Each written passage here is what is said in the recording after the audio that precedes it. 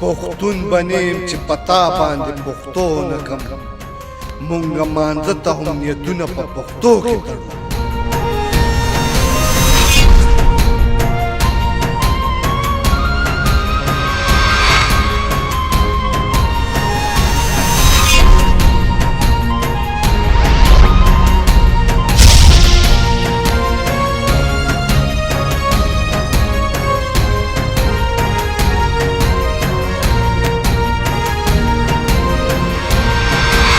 सोचेला दसरो गुलुन करनवी खोरच पसरले पस मगर नवी यार तरहगे कली तमराजा मराजा यार तरहगे कली तमराजा.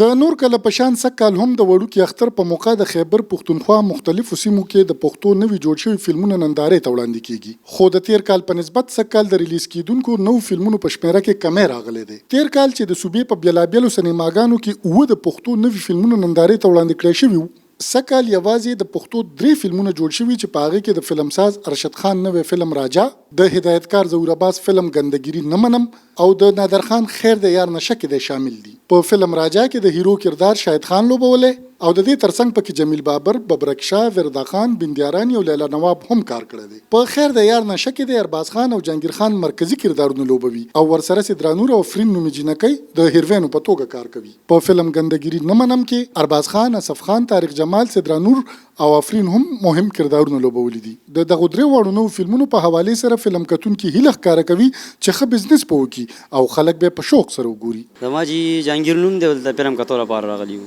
او فلمونه نه مې خدا ښه ټیټ روان دي، موږ هم ښه په شوق ګورو، خلک هم ښه په شوق را روان دي کتوله. اختر کې خو جی بالکل دومره بد حل وي چې ټیکټ پکې څوک نشي اخیستی، نه په ګیټ باندې څوک راننوتی شي. زما نوم یې رومان دی چې د مردان اوسېدونکی بالکل یې مخکې حالات نه اوسنی حالات ډېر ښه دی، ښه په شوق او په جوش ټوک سره ښه خلک ښه مینې سره محبت سره کتوله راځي. 1200 دننې چې 1200 ورته نور بار ولاړ، یو شو ختمیږي او بل ډکیږي، یو ختمیږي او بل ډکیږي.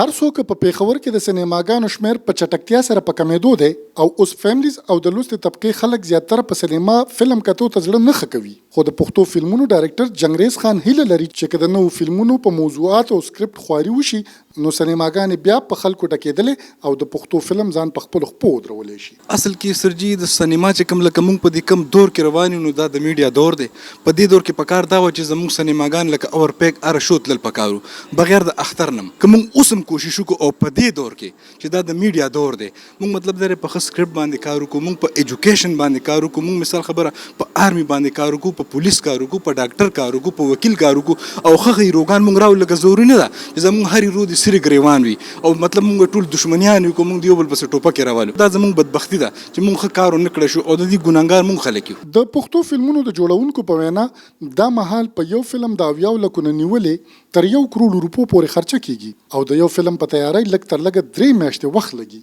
هر څوک به دغه نوي پښتو فلمونه د اختر په ورځ باندې ریلیز کیږي، خو ولې اوس هم په پیښور کې د سینماګانو مخې ته یو ګرم ماحول پیدا کړی. تاسو کتای شئ چې په پیښور کې سینماګانو ته خلک د دغه نوو فلمونو د پوسټرو کتو دپاره راغلي دي، په رکشو کې د دې سندرې غږیږي او خلک دې فلمونو ته په بېتابۍ سره انتظار کوي. د پښتون کنیکشن دپاره فاروق فراق، وایس اف امریکا، ډیوا.